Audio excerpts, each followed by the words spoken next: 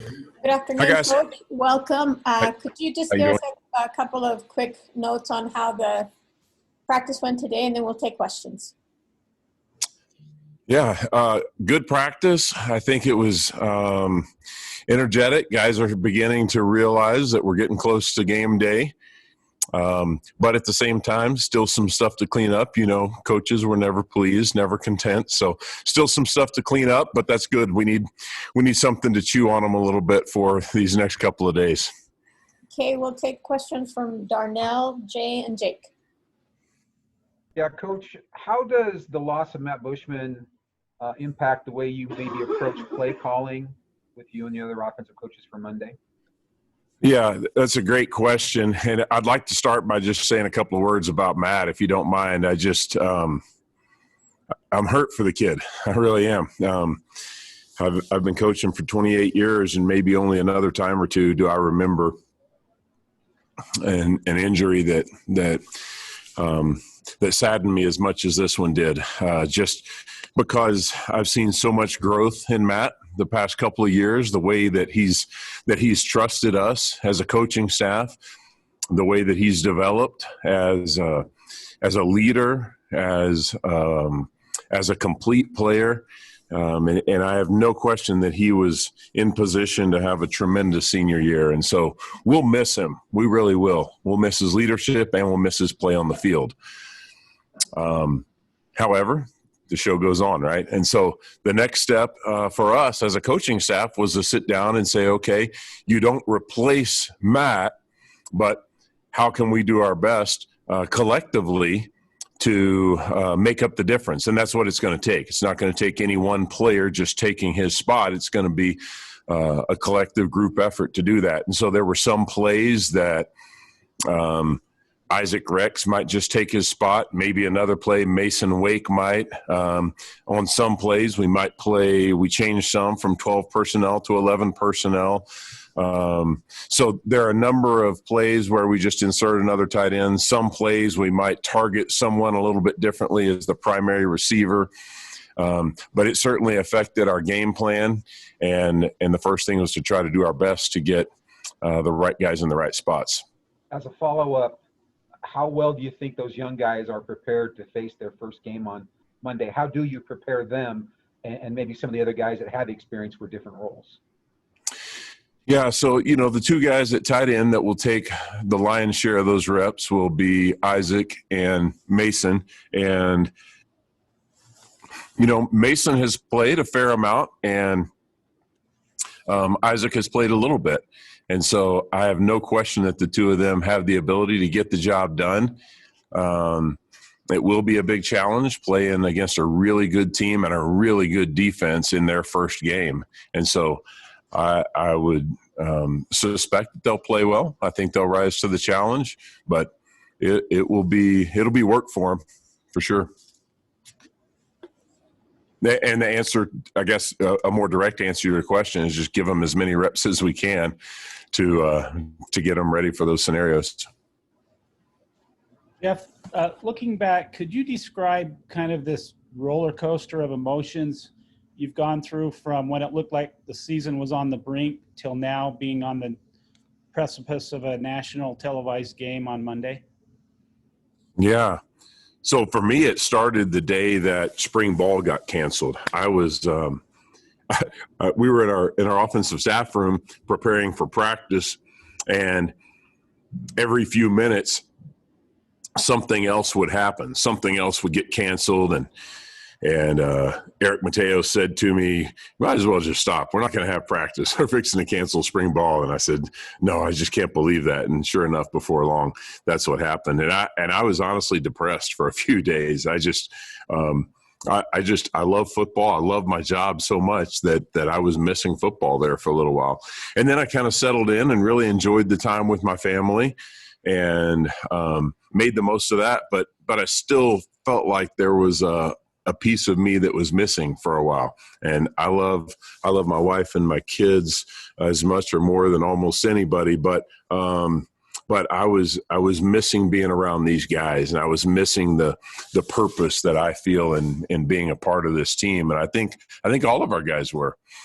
and then having the opportunity to come back and practice was really cool. And then when we found out that some of our games were canceled, then there was a challenge and kind of a new challenge, and that was, are we going to play? And I just kept telling the offense, prepare to play, be prepared to play. We are going to play football again at some point.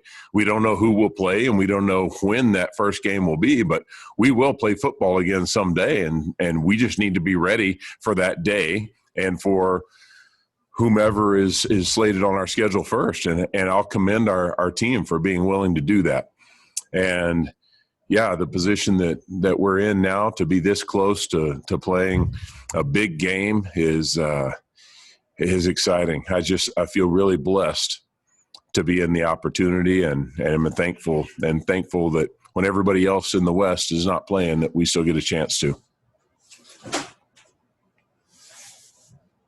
Coach, I wanted to ask you about Navy's defense. Coach Newberry last year came and really revolutionized what they were doing. A lot of sacks, really a big uptick last year. What do you see from them on film? Yeah, they are a really, really, really good defense. 16th in the nation in total defense, and they play in a league where teams score points. And 10th in rush defense, 28 sacks on the year, high turnover margin. They're good, and they return most of their players from last year's defense. A little bit atypical from what you would normally see with an academy defense. Very aggressive, more zero coverage blitzes than what I've seen from anyone probably since I was coaching at Virginia Tech with Bud Foster, the defensive coordinator there, who would call a zero blitz anytime, anywhere. And this guy's kind of the same way. And, most defenses will reserve those blitzes for specific scenarios, maybe the low red zone inside the 10-yard line, or a goal line short yardage situation, or the end of the game when they've got to get the ball back. You could get a zero blitz on 1st and 10 on your own 30-yard line, and he'll think nothing of it. And then he'll also drop 8 and play coverage and everything in between. And so there's a lot of variety and a willingness to go after you. And so I really respect the guy and what he's done there. I respect their players. They play incredibly hard, and it'll be a great challenge for us, to be honest with you. Follow-up to that, I wanted to ask you, in terms of your experience facing off against service academies, have you ever faced Navy, Army, or Air Force at all? I played against Army once when I was a graduate assistant a bunch of years ago, and then I've played against Air Force a number of times when I was here before, and then I think maybe one other time at some point. But a lot of respect for them and the kind of players that we'll be going against. Darnell, do you have another question for Coach Grimes? No, I don't know how to get mine off of there.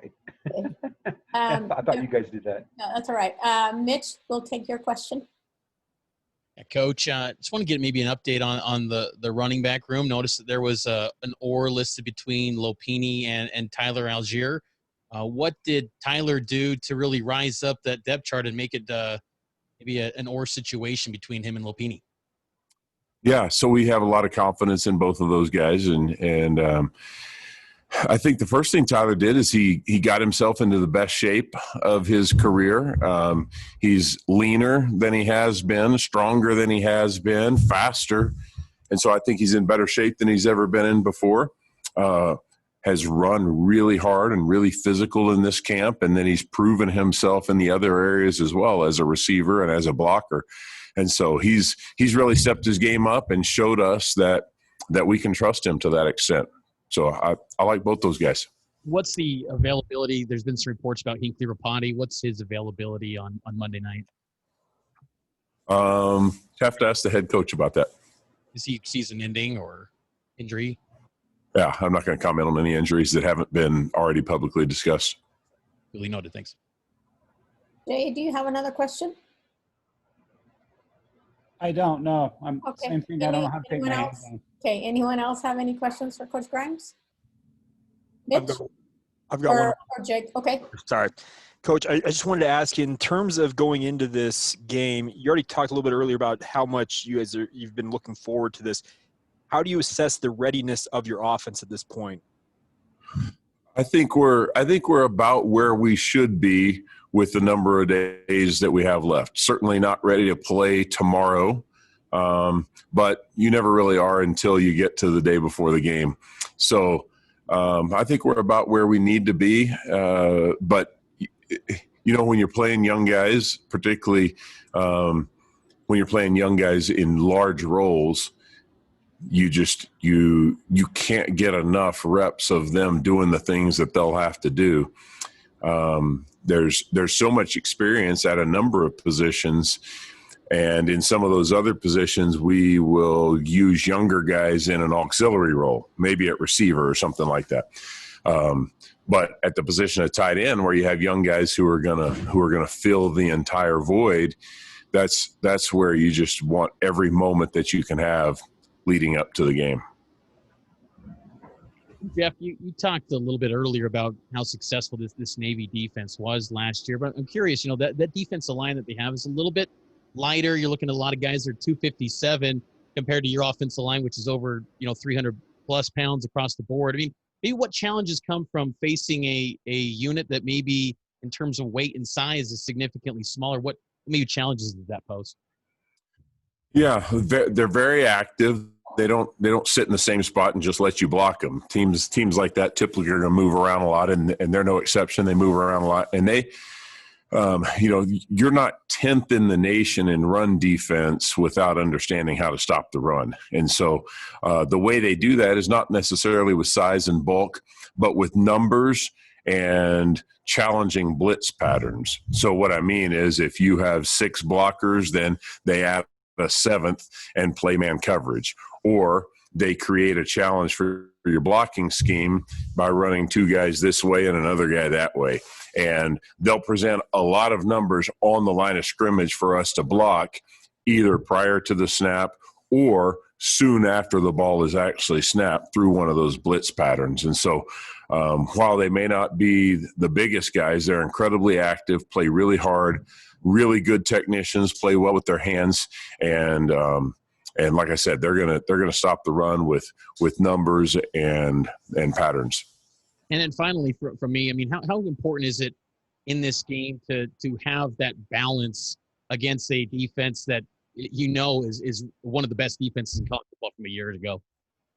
Yeah, I think we've seen that we're at our best when we can do both. And I've said since I took the job that I believe the best way to play offense is to present something to the defense and put them in position where they don't know whether you're going to run or pass. And there may be some games where we throw it more than we run it. Some we may run it a little bit more. It just depends on what's clicking that day and what the defense allows for you to do.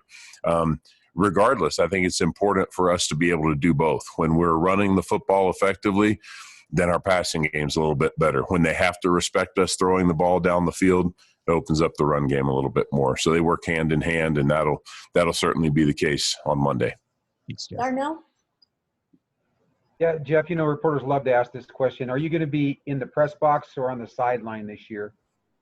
Yeah, I'll be on the sideline again. I felt like what happened with us the latter half of the year was a real positive, and I'm fortunate to do that because we have great guys on our staff, and with A-Rod and Steve Clark up in the box, that provides me the opportunity to be on the sideline and hopefully give something that I can give our team in terms of leadership and confidence on the sideline.